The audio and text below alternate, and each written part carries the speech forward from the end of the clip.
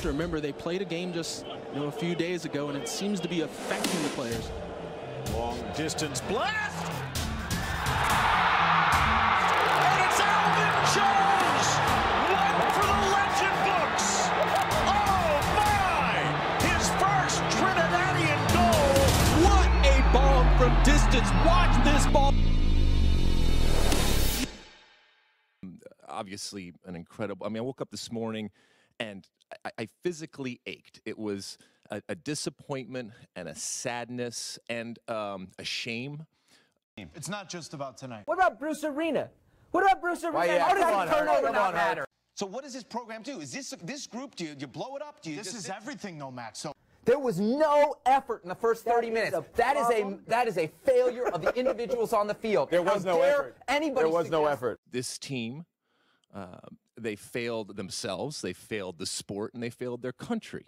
Hey guys, and welcome to a new series in Football Manager 2018 with me, NG Paradox. Now, with the World Cup playoffs going on, I've kind of been in the mood for some international football, especially because next year we all know the World Cup in Russia will be on. So I've been in that kind of international football mood, so I wanted to start a series in international football on the channel. Now, as you can see, you can probably tell who I'm going to be playing as.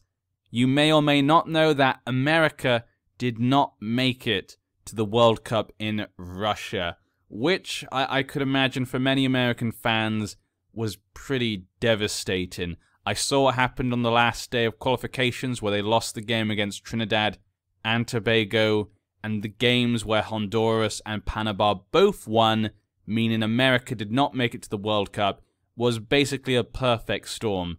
That was the only situation where they wouldn't make it. So I can imagine that was pretty devastating for many fans. Obviously, as well, I think this is a terrible thing for the footballing world as a whole, actually, because football has been becoming more and more popular in America over the last decade, especially. Obviously, there are many other sports that are more popular, but it has becoming more popular steadily. And with the MLS doing well and the American team doing, quite well at World Cups and stuff, maybe more than they expect sometimes, that kept continuing. But now with no World Cup for America, it might mean a lot of new fans do not appear next year, which is a real big shame because America has a ton of people, 318 million. I'm not an American fan of the team. I'm not American even, but I still think this is a shame for the rest of the world because that's a lot of people who maybe are not passionate about football like most of the rest of the world. Even a lot of teams that aren't good at football are really excited still about the World Cup. You can see it with Panama, a country that's much smaller. It's their first World Cup. It meant everything for them to go to the World Cup. So I really hope, I would have really hoped that America could have gone through and it got more popular in America and continued its steady growth of popularity. But this means it could take a hit. So that is a big shame. So I wanted to try out what would happen if America went to the World Cup. We're going to try and get America to the World Cup. We're going to have a successful qualifying campaign and get to the World Cup and see what would have happened. Would we have made a good show in the group stage? Would we have just been knocked out and been embarrassed? Would we have got to the knockout stages? Who would we have played? Who would have knocked us out? Could we make some upsets? I think it could be a really fun series. America does not have the best football team, but they have a team that can still challenge a lot of teams. So even when you play a big team, you could come out on top possibly if you get the tactics right on the day. So I'm kind of excited for this series. Also, I've been getting in the mood of American football because after that fallout in the last game against Trinidad and Tobago, I kind of followed a lot of the news in America to see how the analysts and supporters there thought went wrong, and it was kind of fascinating. If you've not been following it like American football, I would tell you, go look at some information about the fallout of them not getting to the World Cup. It has kind of been fascinating. The emotions of a lot of people have been kind of angry, depressed. It's been crazy. And then the kind of reason of what went wrong. Some people have been blaming the MLS, saying it's not good enough. Some people saying it's because it doesn't have promotion and relegation. They think the promotion and relegation in other leagues in the world is important because it gives that sense of achievement when you get promoted, and it gives you that sense of desperation, having to work really hard to make sure you don't get relegated, which the MLS doesn't have. Some people were saying it's because young American footballers don't want to go to Europe and stuff, play in better leagues. Some people are blaming, obviously, just Bruce Arena. Some are saying it's the attitude of the players. I think it's really interesting. I think it's a real good analysis, and hopefully America takes this disappointment and makes it into something good. A lot of teams have done that in the past, so hopefully they can do that themselves, because I think it's good for, just world football in general. Makes more money, it's more popular, there's lots of people there.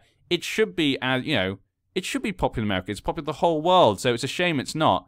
So I do kind of hope they take this and use it as something to learn from. So if you haven't checked that out, go look at that information. There's been some really interesting videos about it I found, especially on YouTube or ESPN, I don't know. I would love to know from you guys, if you are American, tell me in the comment section, what do you think went wrong? I think a lot of people were very upset when Bruce Arena came out after the game and he said, nothing needs to be changed, everything's fine, we're just unlucky. I think a lot of people were upset by that. But I'd love to know what you guys think if you are American fans. Do you think he was correct or was he wrong? And if he was, what was more specific maybe? I'd say I'm a non-American football fan. I am a football fan. Sorry, I'm a fan of football, but I'm not American. I don't follow their team, so I don't know it as well as maybe you guys will. I'd love to know what your opinion is on the situation. I think it's really interesting, but also a shame. And my heart goes out to you guys.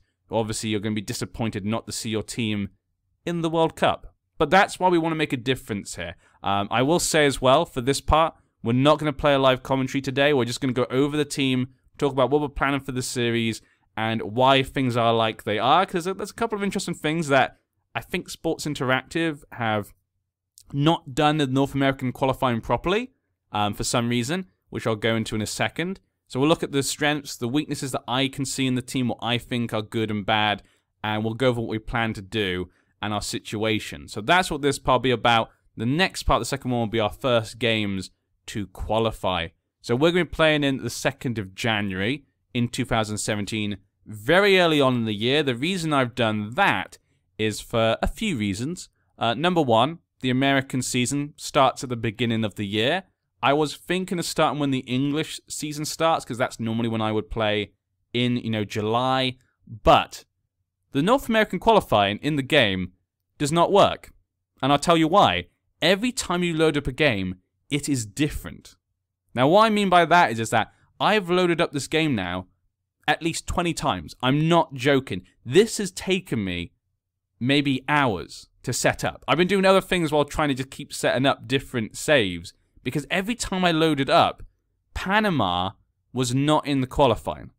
And sometimes Honduras wasn't. There was even one when Costa Rica wasn't in it, and they're replaced by Jamaica, Guatemala, other teams in North America. I couldn't understand what was going on. Why was it always different? So Sports Interactive obviously haven't placed the teams in or got the fixtures correct. And when you started in July, from what I could tell, because I loaded up a couple of times, at least in that time, the points were different every time. It just seemed to randomly generate fixtures. So American and Mexico had like a ton of points. And I saw like Costa Rica won, they were like bottom. Trinidad were like third. And it was really weird. I was like, well, that's obviously wrong, because Trinidad were definitely bottom of the table. Didn't have many points. So I couldn't understand what was going on. So if you do play in the North America qualifying in your own save, keep that in mind. The points might not be correct, and the teams might not be correct. So I felt going back to January is when the American League starts, so we can follow our American players, how they do well in the MLS, how they do well in Europe, depending on what players we're using. I like to pick my teams based upon how well they've played, not just because they have a big name. That's normally how I like to do things. I think that's important. If a player's playing well, he should be picked. I hate it when players get overlooked because they're maybe a worse team. One player always gets in because a big team. We have that a lot in the English national team. It's a big problem sometimes. But this is the closest I could get, because we've only played 2 games. That means not many points have been given, so that means this is probably the fairest I could do. It means as well we can make our own tactics. We can formulate what players we like over the qualifying period and be perfectly ready for the World Cup. So I actually do prefer this. It means we have a lot more time, and it means this is the closest I can get to probably what was it in real life. Couldn't understand that, so that's something you guys keep in mind. I hope you appreciate it, because it took me ages just to get Panama in. Like, this is the first one I had with bloody Panama actually being shown in the qualifying. It was driving me crazy. I checked the European one. That seems to be okay. That seemed to be correct. Even the points, from what I could tell. So I don't know what's going on here. But other than that, let's have a quick look at like the staff and the national team. As you can see here, you got like Brad Friedel is kind of the real name that pops out to me. Always was a fan of Brad Friedel. Really good goalkeeper in the English leagues. Obviously, being an outsider to American football, and obviously being an Englishman, the players I'm going to know, my experience with them, are going to be mostly those who played in the Premier League. But, that can be good or bad, depending on the player. Currently, we're ranked as 22nd in the world. Obviously, this is based upon the 2nd of January. So that means it obviously will have changed by now in October. But as you can see, America is the 2nd top-rated team in North America. Mexico is ranked 13th. Obviously, Mexico, very good team. Always, for many years, has had good players like Javier Hernandez and Dos Santos. I've always been fond of Mexico. I've always, for me, like at the World Cup, they're kind of my underdog team. They never seem to perform at the World Cup. They're never going to win, it feels like. But they've always got some good players that are really nice to watch. So I always like watching Mexico. Costa Rica are the 3rd top team. They're right behind America by 1 place. Obviously, Costa Rica, over the last maybe 5, 6, 8 years, I'm not sure. Over the last kind of like 8 years, let's say, they've been given some really good performances on the international stage, getting a lot of recognition. Really good to see that as well. When I was a kid, never really noticed Costa Rica, but in more recent years, they're definitely a team that seems to be getting a lot of attention. So really nice to see that for obviously the North America quarter as well. People probably at the beginning of the qualifying were expecting it to be America, Mexico, and Costa Rica, especially based upon the rankings. I'm not saying those teams are better. I do know obviously a lot of teams there. It can be quite competitive, Honduras, Panama, Trinidad, you shouldn't sniff at them. They are teams that can beat other teams. But obviously, Honduras and Panama did. So I don't really know much about them completely. But let's have a quick look at the team, the players. When it comes to star players, the game's telling me that Fabian Johnson is one of our star players, maybe the top player. When it comes to his stats, he's okay. I think he's pretty good. He's a good winger. I would prefer him to have a bit better, maybe, mentals. I know there's a few of them are a little bit low for, like, their top player of America. He seems to be number 1. Doesn't have the best agility, but good pace, I guess. Not much strength, but overall pretty good player. 15 million. He's currently playing in Germany in the Bundesliga, and he's playing lots of games. So that's really good to see. Yeah, sometimes you get some international players, they play at big teams, but they don't get many games. So it feels like, they actually don't get to play that much. Maybe they're being overvalued, possibly. This, though, player, Pulisic, he is getting a lot of attention. This guy, a lot of people are saying, is the future of American football. 31 million. That is crazy. 31 million, and he does look good. Like, compared to Fabian Johnson, he looks about as good. You might even say slightly more, just because the stats maybe are better in the certain positions where he plays. Maybe slightly worse. About the same. I'd say it's about the same. He's only 18 years old. He is going to become a really good player based upon the game. I say a lot of this, what I do, is going to be based upon the game, also, and what I see them do in their ratings at their teams in the game, obviously. I do know a lot of these players, obviously, like Pulisic and Altidore and stuff, but I'm not going to try and put my personal feelings of who's good and bad, because if it was down to me, Altidore probably wouldn't even get in the team. And that's because, for me, Altidore, the Premier League, he was atrocious. Oh, if I was a supporter of a lower, end Premier League team, like Sunderland, for example, because they did sign him, and my team told me they signed him, I would not be happy, because he was atrocious when he played in the Premier League. But he is important to the American team a lot of the time. Clint Dempsey, obviously, still an important player, even at 33 years old, 139 caps. Great player. He's had a very good career playing for teams like, Fulham, Tottenham. He's gone back to America at Seattle. He's been there for a few years, and he seems to be playing quite a few games. Even came back for a short little period at Fulham, which I always thought was kind of nice to see. I've always liked Clint Dempsey. I think he's a really good player. He's a bit old, obviously, and he's lost the pace a bit there, but I think he can still give a bit to the team, at least for the qualifying. Whether he can last to the World Cup, I think that's a question that we'll have to just wait and see if he gets to play at Seattle. But I'm really hoping he can, because I do like Dempsey.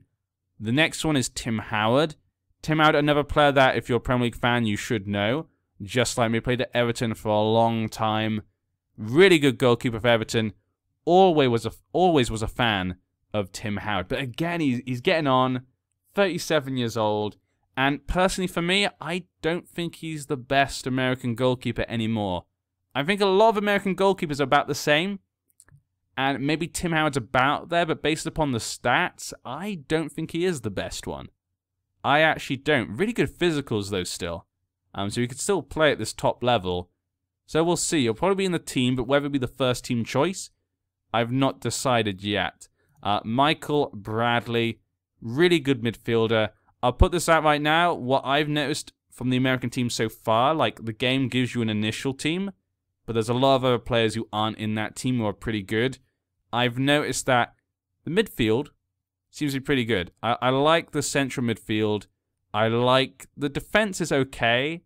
And obviously, you know, Pulisic and Johnson, both very good wingers. But the striking roles, I'm not that impressed with. And the left back and right back, those I feel are the weakest roles in the American team. I was thinking of playing with a wing backs on either side. But because, you know, we've got Pulisic and Johnson on the wings, I don't think it would work out playing with those two wingers. I can't really get a formation like that. Pulisic obviously could play as attacking midfield, but we've got Clint Dempsey as well, who could play there. So I'm probably not going to do that. But those are definitely the positions I feel are weakest in the American team. I'd love to know from you guys, though, what your thoughts are. We'll have a quick look at the team in a second. Michael Bradley, though, does look really good. You know, very good marking and tackling. Very good mentals there. Still got some good physicals there, especially when it comes to like stamina. Look at that, 19 stamina. Very good rating there. Only valued at 5 million. Not sure exactly why you'd think his value would be slightly higher. It could be just because he's at, you know, Toronto possibly. So maybe because he's at that team, maybe that's lowered his value. You do notice that when a player goes to like a big team, the value always goes up. He used to play at Roma, of course. That was kind of, I guess, where a lot of people will think of him from when they think of, you know, him as a player. But he's been in the American League now for a few years, actually. He plays a lot of games. But I've not really watched him since he's left Roma, so I don't know about his performances since Roma, but I remember he seemed pretty good at Roma. Then we've got the other top player, which is Taylor Kemp, which I don't understand why he's put in the top players. He's 26, so he's not young, so he's not like Pulisic. And his stats are okay. They're not amazing. And his current ability and potential ability aren't that good either. So I don't know why they're rating him as one of the top players. There seems to be other players who are better than him, in my personal opinion, on the American team. So let's have a quick look at what we've got. So I just kind of made a team and formation based upon the players that were given to me at the beginning. Like I said, we haven't gone anywhere in time. We haven't gone to the first game just yet. There are lots of players actually in the national pool and in scouting I've looked at that weren't on the team that are pretty good. And there were some players who were pretty good. They weren't even in the national pool, like Danny Williams. Danny Williams is a good midfielder, and he plays in the Premier League, but he wasn't even in the national pool. He's played 22 times for America, so it's not like he hasn't played for them before. It's not like he's an unknown. So I don't know what's going on there. There were a few others as well that really surprised me. So this team is definitely going to change. Don't look at this and think that's going to be the team I'm going to use that I trust. This is just with the players that I had at the beginning of the game. I just wanted to kind of get an idea. But I've definitely seen some players in the national pool and in scouting that I think could come in straight away and make a difference. But let's have a quick look. I've gone, like I say, for like this formation. You know, these days this is a very common formation. But I think with Pulisic and Johnson, it just makes sense. You know, these two are really good wingers. They're probably two of your best players. It's probably good to try and make the team around them. Especially because the attack, like I said, the striker roles, I think, are a little bit weak. when it comes to the players in America. So having extra players to kind of enforce the attack, especially with Dempsey there, is maybe not going to be as fast as he used to be, I think works out perfectly. And because you're probably your two best midfielders here, Bradley, and I like this guy, Weston McKennie, 18 years old. Now, I think he looks really good. At 18 years old, this guy is actually really good. Look at his stats. He looks like a young Bradley because he's got really good tackling and marking, really good natural fitness. You know, he's good strength, good jump and reach, great mentals. Look at those mentals. And this guy's only 18.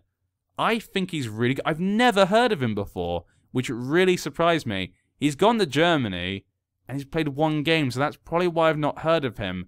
But you can see, because he's, you know, in Schalke, he's obviously been getting some attention, so his stats are pretty good.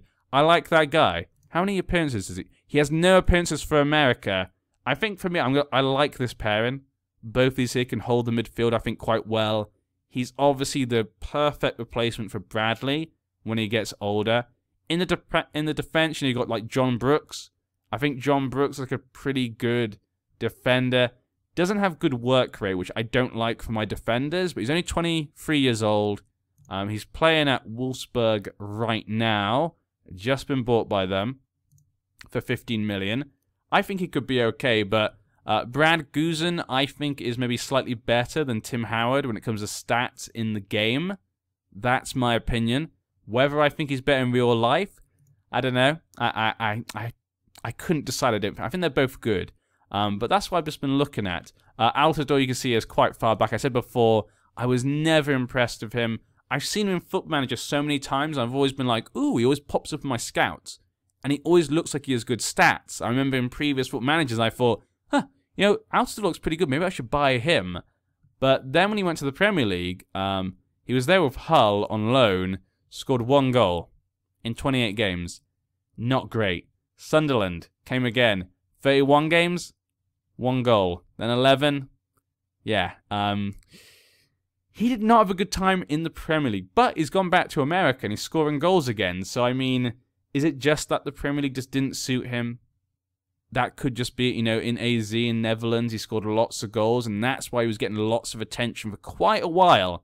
He was getting a lot of attention, but I don't know. Whenever I've seen him play, I've never been impressed. I'm impressed by those stats in those other teams, but when I've seen him play, I've never been impressed. I'd love to know what Americans feel about him. Any of you fans that have watched America play, what is your opinion about Jozy Altidore? I think I've heard he's the top goal scorer. Is he second top goal scorer for America, possibly? 108 caps at 27 years old. That is crazy, actually. But is he really the best that you have? I would love to know what you guys think. I wasn't impressed with Bobby Wood either. He's the one that does not impress me actually either. But that's just my opinion. That's just my opinion. You never know. Maybe he could play really well. Just from the stats, he doesn't got stats I prefer Aaron Johansson the best when it comes to the stats. He's got him where I like him. He's got good first touch, good finishing, both better than the other guy. Good off the ball, good composure. You know, physicals. He's fast. I like that, especially in this formation. I think that's more important than Bobby Wood, because Bobby Wood, you know, he's got less finishing, less first touch, you know, by 1, but also less composure. I actually just prefer Johansson for this formation. He could be useful though. We'll see. Not got loads of goals for America, but we'll see. How many goals you got for America? Not many either, yeah.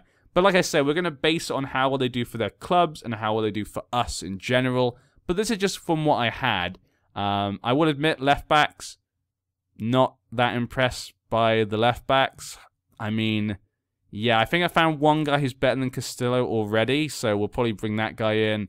Yedlin, you know, he gets a lot of attention because he's fast, but I prefer my left backs and right backs to be good at defending. If we're using wing backs, he's good, and that was one reason I was looking at using a wing back, so I thought, you know, we could use him as a wing back. There's a couple of left people who could be wing backs as well, but I think Johnson could actually be a wing back. Yeah, Johnson could also be a wing back, so that was one reason why I was thinking about doing it. But just trying to use Pulisic and Dempsey then, I mean, we could just not use... I want to use Dempsey. I want to use Dempsey. I want to. I want to have that... I love having that kind of old veteran on the team. But these are just things I've noticed so far. Always been a fan of Tim Ream. Fulham, if I remember correctly, yeah, always liked him at Fulham and Bolton. Not the best, but I think he's always better than people give him credit for. But yeah, like I said, there's definitely players I've been seeing in this national pool that have not been given attention. I should have made a shortlist. There's definitely some names there some of you probably would recognize. But I'd love to hear from you guys. Is there any player there you think is not on the team right now that should be? Is there any missing kind of hidden talents in the American football leagues or just in the national pool? Don't worry, I've looked through every single player. I've gone for the national pool, I've looked for every single player. So this team will definitely be changing from what I've already seen. But this is kind of the idea I'm going for right now. So I hope you guys will join us. We're going to change history. We're going to get America to that World Cup. And we're going to find out how well would America have actually done anyway if they got to the World Cup. Hope you guys will join me for this adventure. And I'll see you then.